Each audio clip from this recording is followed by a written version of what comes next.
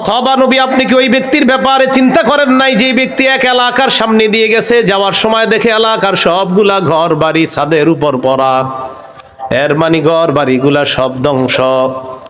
ক্বালা আন্না ইউহয়ী হাযিহিল্লাহু বা'দা মাউতিহা, তখন তিনি বললেন আল্লাহ তাআলা কিভাবে তাদেরকে মৃত্যুর পর আবার পুনরায় জিন্দা করবেন। ফাআমাতাহুল্লাহু মিআতা আমিন, আল্লাহ তাআলা তাকে 100 বছরের জন্য মৃত্যু দিলেন। সুম্মা বাআসা, আবার তাকে জিন্দা করলেন। করার পর আল্লাহ বললেন ক্বালা কাম লাবিস্তা, কতদিন আপনি এইভাবে মৃত অবস্থায় কাটিয়েছেন? তিনি জবাব দিলেন লাবিস্তু ইয়াওমান আও বা'দা ইয়াওম, একদিন বা আধা দিন আমি মৃত অবস্থায় ছিলাম। কয়দিন? না আপনারা বলেন আসলে কয় বছর? আল্লাহ তাআলা বলেন ক্বালা বাল লাবিস্তা মিআতা আমিন ফানজুর ইলা তাআমিকা ওয়া শারাবিকা লাম ইয়াতাসান্না, আপনি 100 বছর মরা ছিলেন, খানার দিকে তাকান, পানির দিকে তাকান, লাম ইয়াতাসান্না, পচে নাই। সুবহানাল্লাহ। ওয়ানজুর ইলা হিমারিকা, গাদাটার দিকে তাকান, গাদার দিকে তাকাইছে, তাকায় দেখে পচে গলে মাটির সাথে মিশে গেছে।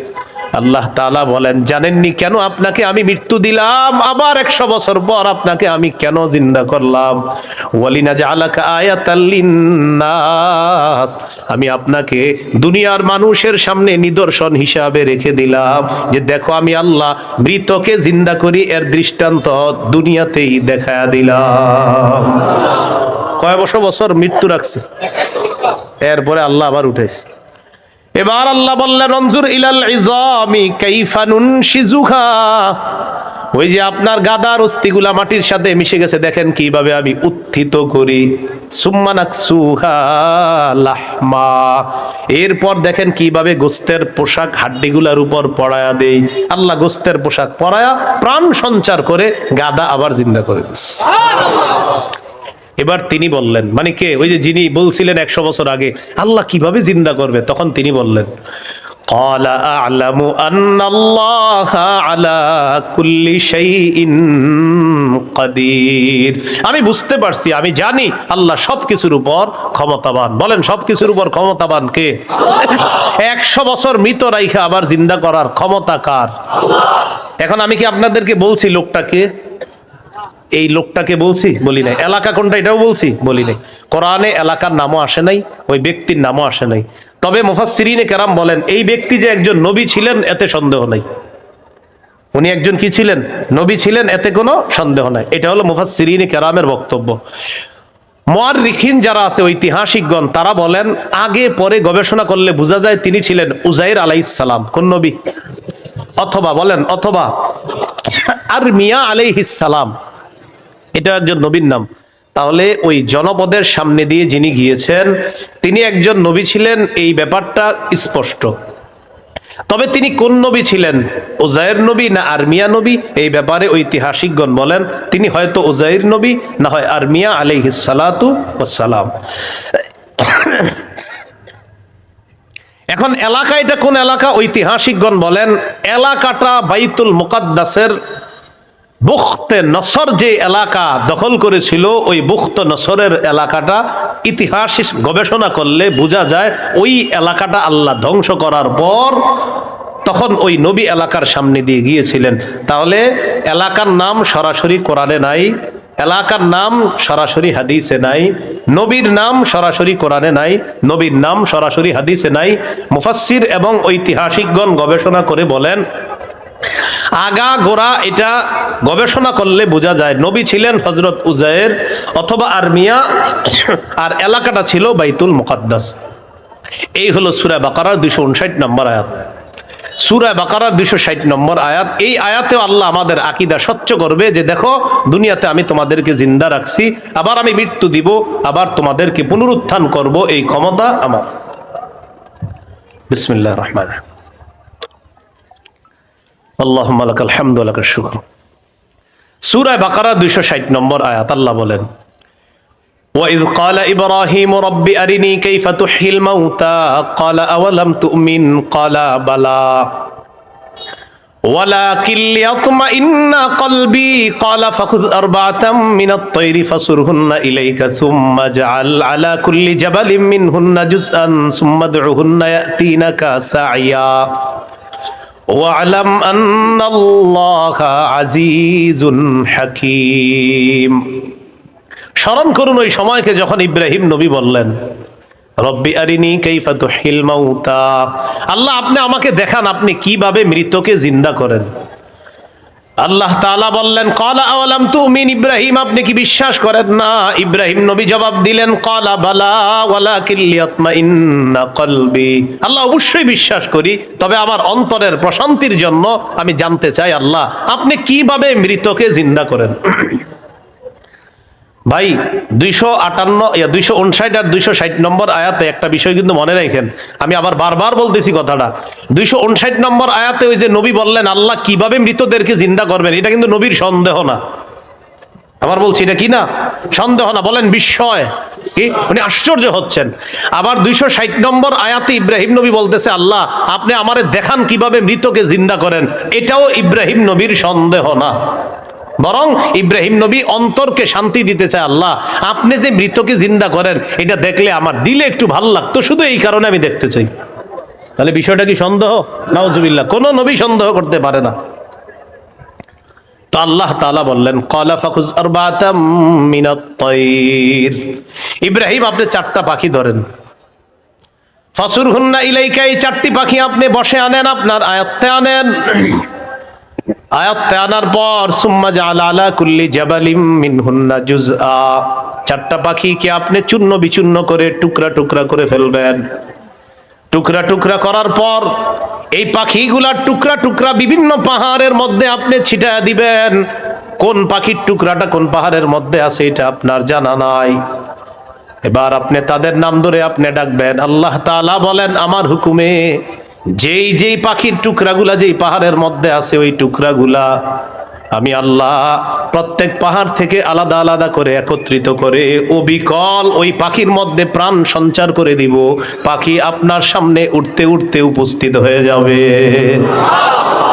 তো আল্লাহ বলেন ফাসুরহুন্না ইলাইকা, এটা আপনি বসে আনেন, আয়াত্তে আনেন। সুম্মা জাআল আলা কুল্লি জাবালিম মিনহুন্না জুজআ, এগুলার টুকরা টুকরা করে আপনি পুরা সব একসাথে করে ফেলবেন। এখন বলেন তো 4 পাখি একসাথে টুকরা টুকরা করলে কোন পাখির টুকরা কোথায় আছে এটা কি বলা যাবে? ইব্রাহিম নবীকে বললেন আলাদা আলাদা পাহাড়ের মধ্যে রেখে দেন। রাখার পর এবার আপনি ডাক দিবেন। ডাক দেওয়ার পর দেখবেন ওই আলাদা টুকরাগুলা একত্রিত হয়ে যেই যেই পাখির টুকরা আমি আল্লাহর হুকুমে ওই পাখির শরীরে যাবে, আমি প্রাণ সঞ্চার করে দিব, পাখি আপনার সামনে উঠতে উঠতে উপস্থিত হয়ে যাবে।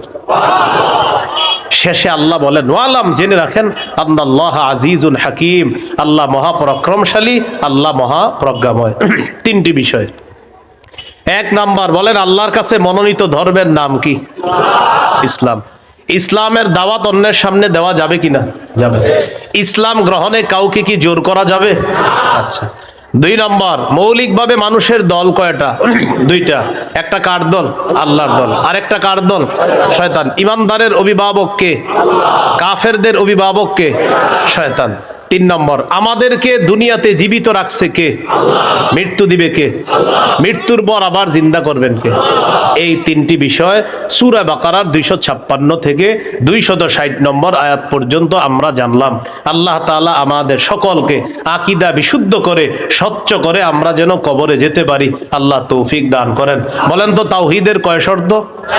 4 শর্ত। 1 নাম্বার, আল্লাহ ছাড়া কোনো ইলাহ নাই, এই বিশ্বাস নিয়ে মরা। 2 নাম্বার, আল্লাহ ছাড়া কোনো ইলাহ নাই, সন্দেহ করা যাবে না। 3 নম্বর, আল্লাহ ছাড়া কোনো ইলাহ নাই, এটা মুখে বলা, অন্তরে বিশ্বাস করা। 4 নাম্বার, আল্লাহ ছাড়া কোনো ইলাহ নাই, এই কথা তখন প্রমাণ হবে যদি আমি সবচেয়ে বেশি আল্লাহকে ভালোবাসি। বলেন তো কয় জিনিসকে সাধারণত বেশি ভালোবাসি আমরা? 8 জিনিস। এই 8 জিনিস থেকেও কাকে বেশি ভালোবাসতে হবে? আল্লাহ তাআলা আমাদের সকলকে আজকের সূরা বাকারার 256 থেকে 60 নম্বর আয়াত পর্যন্ত মৌলিক মূল তিনটি কথা ছিল। এক নাম্বার, আল্লাহর কাছে মনোনীত ধর্ম ইসলাম, এটা গ্রহণ করতে হবে, বাকি গ্রহণ করার ক্ষেত্রে কাউকে জোর করা যাবে না। দুই নাম্বার, একটা শয়তানের দল, একটা আল্লাহর দল। আল্লাহর দলের অভিভাবক আল্লাহ, শয়তানের দলের অভিভাবক মানে যারা, তাদের অভিভাবক হলো শয়তান। তাগুত যারা, যারা ইহুদি খ্রিস্টান, তাদের অভিভাবক হলো শয়তান। তিন নাম্বার, আল্লাহ জীবিত রাখছে, আল্লাহ মৃত্যু দিবেন, আল্লাহ আবার জিন্দা করবেন। এই আকীদা, বিশুদ্ধ স্বচ্ছ আকীদা নিয়ে যেন আমরা কবরে যেতে পারি, আল্লাহ তাআলা তৌফিক দান করেন। সুবহানাল্লাহি ওয়া বিহামদিহি, সুবহানাকাল্লাহুম্মা ওয়া বিহামদিকা, আশহাদু আল্লা ইলাহা ইল্লা আনতা, আস্তাগফিরুকা ওয়া আতুবু ইলাইক। আমিন ওয়া আখিরু দাওয়ানা আলহামদুলিল্লাহ ওয়া রাসূলুহু আহাব্বা ইলাইহি মিম্মা সিওয়াহুমা। আল্লাহ, আল্লাহ রসুল ছাড়া যত কিছু আছে সবকিছুর চাইতে আল্লাহ আর তার নবীকে বেশি ভালোবাসা। দুই নাম্বার, ওয়া ইউহিব্বাল মারআ লা ইউহিব্বুহু ইল্লা লিল্লাহ, কোন মুসলমানকে শুধুমাত্র আল্লাহর জন্য ভালোবাসা। তিন নাম্বার, আইয়াকরাহা আইয়াউদা ফিল কুফরি কামা ইয়াকরাহু আইয়ুকযাফা ফিন্নার, আগুনের মধ্যে পুড়ে যাওয়া যেমন অপছন্দ, তেমনি ভাবে কুফরি করাটাও এমন অপছন্দ হওয়া। কোটি কোটি টাকা আপনার সামনে রাখা হলো আর বলা হলো আগুনে পুড়ে মারা যাও, আপনি তখন জবাব দিবেন, আপনার কি মাথা খারাপ? আগুনে পুড়ে যদি আমি মারা যাই, তুই কোটি টাকা দিয়ে আমি করবো কি? এবার আপনাকে বলা হলো কোটি কোটি টাকা দেওয়া হবে, তুমি কুফরি করো, আপনি জবাব দিবেন কোটি টাকার বিনিময়ে যেমন দুনিয়ার আগুনে পড়তে চাই না, তেমনি ভাবে কোটি টাকার বিনিময়ে কুফরি করে জাহান্নামের আগুনেও পড়তে চাই না। নবীজি বলেন, কারো মধ্যে যদি এমন অনুভূতি থাকে আগুনে পুড়ে যাওয়া তার অপছন্দ, তেমনি ভাবে কুফরি করাটাও তার কাছে অপছন্দের, আল্লাহ তাআলা তার অন্তরের মধ্যে ঈমানের স্বাদ তৈরি করে দিবেন, ঈমানের স্বাদ দিবেন। তো এই তিনটার মধ্যে একটা হলো আল্লাহকে বেশি ভালোবাসা। বলেন তো তাওহীদের কয় শর্ত? এক নম্বর, আল্লাহ ছাড়া কোনো ইলাহ নাই, এই বিশ্বাস নিয়ে মৃত্যুবরণ করা। দুই নাম্বার, আল্লাহ ছাড়া কোনো ইলাহ নাই, এটার মধ্যে একটুও সন্দেহ করা যাবে না। তিন নাম্বার, আল্লাহ ছাড়া কোনো ইলাহ নাই, এটা মুখে বলা, অন্তরে স্বীকার করা, বিশ্বাস করা। চার নাম্বার, আল্লাহকে সবচেয়ে বেশি ভালোবাসা। এই চার শর্ত পূরণ করে আমরা যেন কবরে যেতে পারি, আল্লাহ তাআলা তৌফিক দান করেন। এরপরে আল্লাহ বলেন, ওয়াল্লাহু সামিউন আলিম, আল্লাহ সর্বশ্রোতা সর্বজ্ঞানী। এটা হলো সূরা বাকারার 256 নম্বর আয়াত। এখন আপনাদেরকে 56 নম্বর আয়াত থেকে জিজ্ঞাসা করতে চাই, একটা হলো তাগুতের দল আর একটা হলো আল্লাহর দল। দুনিয়াতে মৌলিকভাবে মানুষের দল দুইটা, একটা হলো হিজবুল্লাহ আল্লাহর দল, আর একটা হিজবুশ শায়তান শয়তানের দল।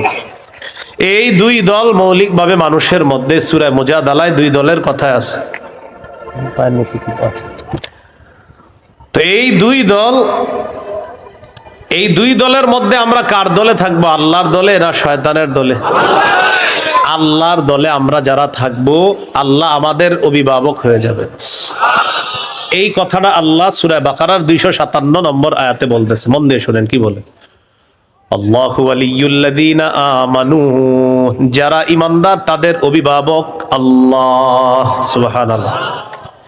আপনারা মাঝে মাঝে এমনি দোয়া করতে পারেন না, আল্লাহ আপনি আমার অভিভাবক, আল্লাহ আপনি অভিভাবক। আল্লাহ সূরা বাকারা 257 নম্বর আয়াতে বলছেন, আপনি আমার অভিভাবক আল্লাহ, আমি তো সমস্যায় আছি, আমারে সমাধান করে দেন। এইভাবে বলতে হবে, আল্লাহ আপনি বলছেন আপনি আমার অভিভাবক আল্লাহ, আপনি আমার সমস্যা সমাধান করে দেন। এইভাবে আল্লাহকে বলতে হবে। আল্লাহু ওয়ালিয়ুল্লাযীনা আমানু, আল্লাহ বলেন যারা ঈমানদার তাদের অভিভাবক হলেন আল্লাহ। ইউখরিজুহুম মিনাজ যুলুমাতি ইলান নূর, আল্লাহ তাআলা অভিভাবক ঈমানদারদেরকে অন্ধকার থেকে বের করে আলোর দিকে আল্লাহ তাআলা নিয়ে যায়। ওয়াল্লাযীনা কাফারু আউলিয়াউহুমুত তাগুত, আর যারা কাফের তাদের অভিভাবক হলো শয়তান। বলেন তো ঈমানদারের অভিভাবক কে? আল্লাহ। কাফেরের অভিভাবক কে? উলাইকা আসহাবুন নারি হুম ফিহা খালিদুন, আল্লাহ বলেন যারা তাগুতের অনুসারী তারা চিরস্থায়ীভাবে জাহান্নামে থাকবে, বলি নাউজুবিল্লাহ। তাগুত বলা হয় যত সীমা লঙ্ঘনকারী আছে, জালেম, সব তাগুত। এই তাগুত এটা পুরুষ হোক আর মহিলা হোক, এই তাগুত যারা, এরা জালেম অথবা জালেমা, সব তাগুত। তবে কষ্টের বিষয় আর দুঃখের বিষয়, আমরা বারবার এক তাগুত ছেড়ে আরেক তাগুতকে ধরি।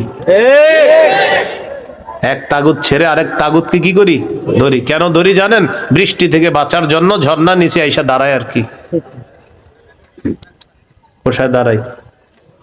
বাঁচার জন্য কি থেকে কোথায় এসে দাঁড়াই? এক তাগুতকে ছেড়ে আরেক তাগুত ধরা, মানে বৃষ্টি থেকে বাঁচার জন্য ঝর্ণার নিচে এসে দাঁড়ায়। ভাই কি হয়েছে, ঘটনা কি? ঝর্ণা নিচে কেন? আর বললেন না বাইরে বৃষ্টি, তো এনে কি? এই জন্য মনে রাখবেন, শত্রু এটা কখনো বন্ধু হবে না। এরে আপনি যতই মনে করেন বন্ধু, এই শত্রু সব সময় শত্রু। সূরা মাইদার 51 নম্বর আয়াতে আল্লাহ বলে দিয়েছেন, লা তাত্তাখিজুল ইয়াহুদা ওয়ান নাসারা আউলিয়া, ইহুদি খ্রিস্টানদেরকে অভিভাবক বানাও না। আরে তোমাদের অভিভাবক তো আমি আল্লাহ। ইহুদি খ্রিস্টানদেরকে কেন অভিভাবক বানাও? আফগানিস্তান আল্লাহরই অভিভাবক মানছে, আল্লাহ সফলতা দান করছে। কারা বলে না? কারা? 3 বছর আগে কেউ গনে না, এখন আফগানিস্তান কাউরে গনে না। 3 বছর আগে কেউ গনতে চায় নাই যে না এদের কি সমর্থন দেব। এখন আফগানিস্তান বলে কি টাইম নেই, টাইম নেই। আফগানিস্তানে বিরোধিতা যারা করছিল এরা এখন এর কাছে আসতে চায় যে প্রিয় আফগানিস্তান কেমন আছো? আফগানিস্তান কয় ভালো আছে কিন্তু টাইম নেই। সব ঠিক আছে তো টাইম নেই। কেন? আফগানিস্তান অভিভাবক বানাইছে আল্লাহকে, এমন ভাবে অভিভাবক বানাইছে চিরশত্রুরা পালাতে বাধ্য হয়েছে। মুসলমানদের অভিভাবককে এত লজ্জা লাগে, আমরা বলি কি বুক ফোলায়, আমরা 90% মুসলমানের দেশ। তো এটা যখন বলি কাউকে, অন্য দেশের কেউ শুনলে সাথে সাথে বলবে মাশাআল্লাহ তোমরা 90% মুসলমান, তাহলে তো কোরআন হাদিস পরিপূর্ণভাবে এই দেশে চলে। কিন্তু দুঃখে বলতে পারি না ভাই, এই দেশে সবচেয়ে এটাই কম চলে। 90% মুসলমানের দেশ, এটা শুনলেই মানুষ মনে করবে এই দেশ কোরআন অনুযায়ী চলে, হাদিস অনুযায়ী চলে। বলেন মুমিনের অভিভাবককে? কাফেরের অভিভাবককে? তাহলে আমাদের অভিভাবককে? কাফেরদের অভিভাবককে? কাফেররে কি বন্ধু বানাবো? এই জন্য কাফের অভিভাবক বানানো যাবে না। এদেরকে যতবার অভিভাবক বানাবেন, এরা এক তাগুতকে সরাবে আর এক তাগুতকে বসাবে। তাগুতের পালা বদল হবে, আমাদের ভাগ্য বদল হবে না। মনে রাখবেন কথাটা। বুঝে ঠিক হইতেছেন নি? আচ্ছা, এবার আল্লাহ তাআলা কি বলে দেখেন, সূরা বাকারার 257 নম্বর আয়াত গেল, 258 নম্বর আয়াতে আল্লাহ তাআলা এবার আমাদের আকীদা বিশুদ্ধ করবে। কি বিশুদ্ধ করবে? বলেন তো, দুনিয়াতে আমাদের অভিভাবক কে? বেঁচে আছি কে? বাঁচিয়ে রাখছেন। মৃত্যু দিবেন কে? মৃত্যুর পর জীবিত করবেন কে? এই আকীদাটা এখন আল্লাহ তাআলা সংশোধন করবে যে শোনো, আমি তোমাদেরকে বাঁচিয়ে রাখছি, মৃত্যুর পর আমি জিন্দা করব, কিন্তু এখানে কোনো সন্দেহ করবা না। এই আকীদা 258, 259, 260 এই 3 আয়াতের মধ্যে আল্লাহ আমাদেরকে আকীদা দিয়ে দিবেন, দুনিয়াতে যেমন তোমাদেরকে রাখছি আমি, আখিরাতেও তোমাদেরকে আবার পুনরুত্থান করব, এই ক্ষমতাও আমি আল্লাহ। সূরা বাকারা 258, 259, 260 দেখেন কি বলে। ألم تر إلى الذي حاج إبراهيم في ربه أن آتاه الله الملك إذ قال إبراهيم ربي الذي يحيي ويميت قال أنا أحيي وأميت قال إبراهيم فإن الله يأتي بالشمس من المشرق فأت بها من المغرب فبهت الذي كفر والله لا يهدي القوم الظالمين। নবী আপনি কি দেখেন নাই, ওই ব্যক্তির ব্যাপারে চিন্তা করেন নাই যে ব্যক্তি ইব্রাহিম নবীর সাথে তার রবের ব্যাপারে ঝগড়া করেছে, যেই রব তাকে রাজত্ব দান করেছে, ওই রবের ব্যাপারে লোকটা ঝগড়া করেছে ইব্রাহিম নবীর সাথে। আল্লাহ তাআলা বলেন এই ব্যক্তি হলো বাবেল শহরের বাদশাহ নমরুদ। ইব্রাহিম নবীর সাথে ঝগড়া লাগছে, এই কারণে নমরুদকে আল্লাহ তাআলা রাজত্ব দান করছে, রাজত্ব পাওয়ার পর নমরুদ কয় আমি খোদা।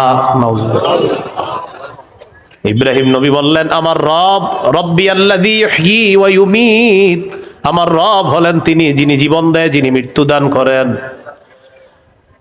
নমরুদ পাল্টা জবাব দিয়ে বলে ক্বালা আনা উহয়ী ওয়া উমীত, আমিও তো জীবন দেই, আমিও তো মৃত্যু দেই। নাউজুবিল্লাহ। ইব্রাহিম নবী বললেন রব তিনি যিনি জীবন দেয় মৃত্যু দেয়। নমরুদ কথা আমিও তো জীবন দিই মৃত্যু দিই।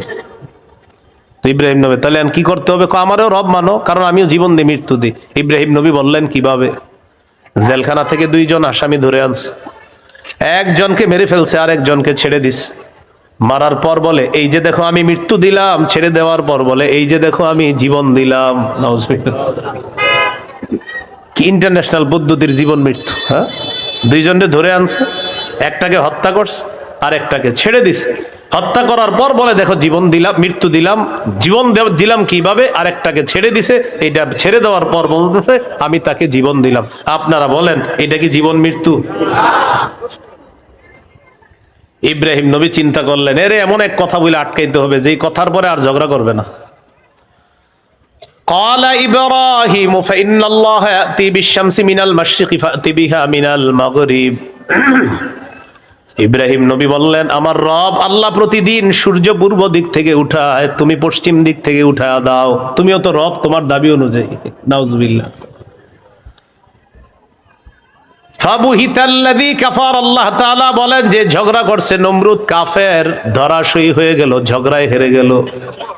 মুফাসসিরিনে কেরাম বলেন নমরুদ পাল্টা বলতে পারতো ইব্রাহিম আমি সূর্য পশ্চিম দিক থেকে উঠাতে পারবো না, তোমার রব আল্লাহ প্রতিদিন পূর্ব দিক থেকে সূর্য উঠায়, আমি তো পারবো না। তুমি তোমার রব আল্লাহকে বলো সূর্যটা যেন পশ্চিম দিক থেকে উঠায় দেখা দেয়। মুফাসসিরিনে কেরাম বলেন নমরুদ বুঝে শুনেই পাল্টা চ্যালেঞ্জ দেয় নাই। কেন দেয় নাই?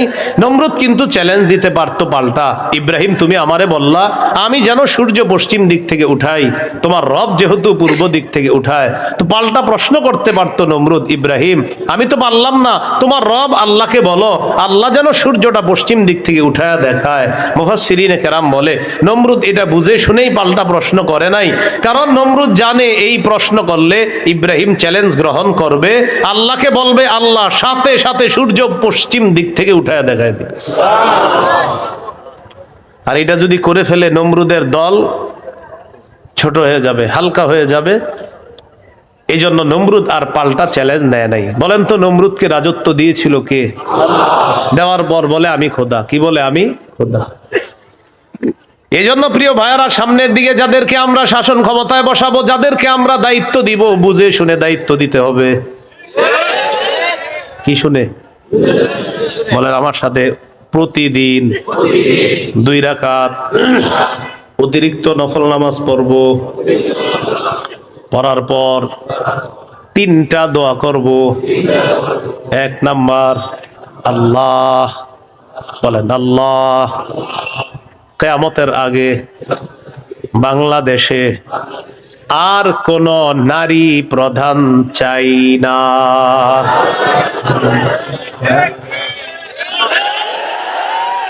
কি প্রধান চাই না? সবাই জোরে বলেন কেন?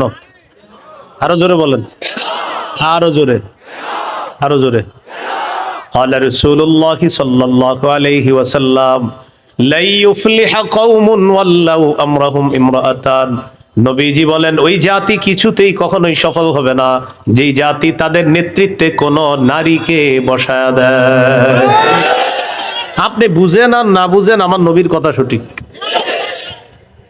তো এই জন্য এই একটা বিষয় দোয়া করবেন। 2 নাম্বার দোয়া বলেন আল্লাহ মরার আগে বাংলাদেশে শরিয়া আইন দেখে যেতে চাই। কি আইন?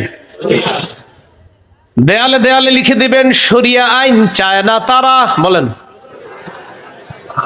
কোন না কোন অপরাধী যারা, বলেন আমার সাথে শরিয়া আইন চায় না তারা, কোন না কোন অপরাধী যারা। চোর শরিয়া আইন চাইবে না, হাত কাটা যাবে। ধর্ষক শরিয়া আইন চাইবে না, তাকে পাথর মেরে হত্যা করা হবে। তার উপর ইসলামের শাস্তি প্রয়োগ করা হবে। এই জন্য ধর্ষক চাইবে না, চোর চাইবে না। আমাদের দেশে যদি আসলে শরিয়া আইন চালু হয়, বিগত দিনের শুধু চুরির বিচার করতে করতে সুপ্রিম কোর্ট, হাইকোর্টের বিচারপতিরা ক্লান্ত হয়ে যাবে। শুধু চুরির বিচার হইলে, কিসের বিচার? এটা 2 নাম্বার দোয়া করবেন। 3 নাম্বার দোয়া বলেন, আল্লাহ আমাদের দেশে এমন একজন শাসক দিয়ে দেন, যেই শাসক মৌলিক 4টি কাজ করবে। 1 নাম্বার নামাজ কায়েম করবে, 2 নাম্বার যাকাত প্রতিষ্ঠিত করবে, 3 নাম্বার সৎ কাজের আদেশ করবে, 4 নাম্বার অসৎ কাজের নিষেধ করবে। সবাই বলেন দলিল, বলেন দলিল। সূরা হজ 41 নম্বর আয়াত। কোন সূরা? কত নম্বর আয়াত? এই আয়াতে আল্লাহ বলেন, আল্লাযীনা ইম্মাক্কান্নাহুম ফিল আরদি আকামুস সালাহ ওয়া আতাউয যাকাতা ওয়া আমারু বিল মারুফি ওয়া নাহাউ আনিল মুনকার। আল্লাহ তাআলা বলেন, আমি যাদেরকে দুনিয়ার শাসন ক্ষমতায় বসাই তাদের মৌলিক কাজ হবে 4টা। 1 নাম্বার আকামুস সালাহ, তারা রাষ্ট্রীয়ভাবে নামাজ কায়েম করতে হবে। রাষ্ট্রের প্রত্যেকটা নাগরিক যেন নামাজ পড়ে, এই দায়িত্ব পালন করতে হবে। 2 নাম্বার ওয়া আতাউয যাকাত, যাকাতের বিধান রাষ্ট্রীয়ভাবে চালু করতে হবে। আমাদের দেশে যদি রাষ্ট্রীয়ভাবে যাকাতের বিধান চালু হয়ে যায়, আর সব ধনীরা যদি 1 বছর যাকাত আদায় করে, কয় বছর? ওই বছর সুদ বলবে, যাকাত তুমি ভালো থেকো, আমি সুদ বিদায় নেই। কয় বছর? 1 বছর যদি যাকাত যারা দেয়, এরা যদি দেয়, সুদ বলবে, যাকাত তুমি থাকো, আমি চলে যাই, কারণ আমার আর থাকার জায়গা নাই। বলেন আমার সাথে, সুদে ফকির আরো ফকির হয়, যাকাতে ফকির আরো ধনী হয়। দলিল ইবনে মাজাহ 2279 নম্বর হাদিস। আবার বলেন, বলেন সুদে ফকির আরো ফকির হয়, যাকাতে ফকির ধনী হয়। বলেন আমাদের এই রাষ্ট্র সুদ ভিত্তিক হওয়ার কারণে এখন আমরা সবাই মোটামুটি ভিক্ষুক। কারণ আমাদের প্রত্যেকের মাথা পিছু 1,07,000 টাকা ঋণ। তো আপনি কোথায় ধনী? হ্যাঁ, সুদের শেষ পরিণতি ভিক্ষা। এটা আপনার যদি বুঝে না আসে, কিছু করার নাই। আমার নবীর কথা যেটা বলবে নবী, আজ হোক কাল হোক সেটা ফলবেই, কোনো সন্দেহ নেই। তো আমরা দাবি করি 90% মুসলমান, এখানে অর্থ ব্যবস্থা সুদ ভিত্তিক। এজন্য আমরা স্লোগান পাল্টাবো, বলেন দারিদ্র বিমোচনে সুদ নয় যাকাত। বলেন তো দারিদ্র বিমোচনে কি? দারিদ্র বিমোচনে সুদ নয় যাকাত। এগুলা দেয়ালে লিখে দিবেন যে দারিদ্র বিমোচনে সুদ নয় যাকাত। লিখে দিবেন দারিদ্র বিমোচনে সুদ নয় যাকাত। লিখবেন সুদে ফকির আরো ফকির হয়, যাকাতে ফকির আরো ধনী হয়। নমরুদকে রাজত্ব দিছে আল্লাহ তাআলা, সে এখন বলে আমি খোদা। বলেন নাউজুবিল্লাহ। বলেন জীবন মৃত্যু কে দেয়? এটা হলো সূরা বাকারা 258 নম্বর আয়াত। 259 নম্বর আয়াতটা শোনার আগে আগে বুঝেন। এক ব্যক্তি এক এলাকার সামনে দিয়ে যাইতেছে, যাওয়ার সময় দেখে কি এলাকার সবগুলা ঘর বাড়ি ছাদের উপরে পড়ে রয়েছে, নিচে ছাদ উপরে ঘর বাড়ি। আপনাদের এলাকার ছাদ কি নিচে থাকে না বাড়ির উপরে থাকে? কয়েকজন কইছে, মানে অন্যদের ঘর বাড়ির ছাদ নিচে থাকে। ঘর বাড়ির ছাদ কই থাকে? এটা প্রথমে বললেন না কেন? মানে প্রথমে কয়েকজন কইছে উপরে, মানে অন্যদের ছাদগুলা নিচে। আপনাদের ঘর বাড়ির ছাদ কই? তো এই কথাটা প্রথমে বললে সমস্যা ছিল কি? এক ব্যক্তি যাইতেছে এক এলাকার সামনে দিয়ে, যাওয়ার সময় দেখে ঘর বাড়ি সব ধ্বংস হয়ে পড়ে রয়েছে, নিচে হইলো ছাদ, উপরে ঘর বাড়ি।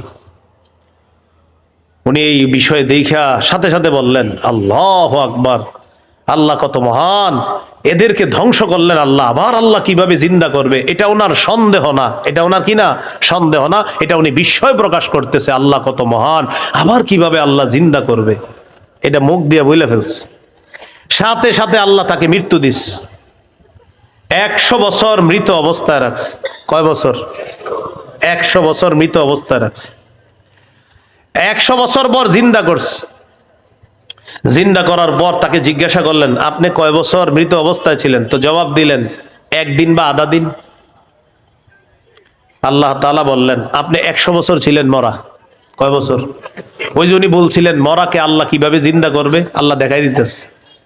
আপনার খানা পানির দিকে তাকান, তো তাকাইছে খানা পানির দিকে, তাকায় দেখে খানা পানি পচে নাই। সুবহানাল্লাহ। কয় বছর? এবার আপনার গাদার দিকে তাকান, তো তাকাইছে গাদার দিকে, গাদাটার কি অবস্থা দেখে কি গাদা পচে গলে মরে মাটির সাথে মিশে গেছে। আল্লাহ তাআলা বুঝায়, এই জন্যই তো আমি আল্লাহ। সুবহানাল্লাহ। এবার আল্লাহ তাআলা বললেন, দেখেন গাদার অস্থিগুলা মাটির সাথে মিশে গেছে, আমি এগুলারে উঠাই। তো হাড্ডি উঠাইছে, উঠানোর পর এটার উপরে আল্লাহ গোস্তের প্রলেপ দিয়ে এটার মধ্যে প্রাণ সঞ্চার করে আবার গাদা জিন্দা করে দিস। বলেন মৃতকে জিন্দা করে কে? এই কথাটাই আল্লাহ তাআলা বলেন, আও কাল্লাযী মাররা আলা ক্বরিয়াতি ওয়া হিয়া খাবিয়াতুন আলা উরুশিহা।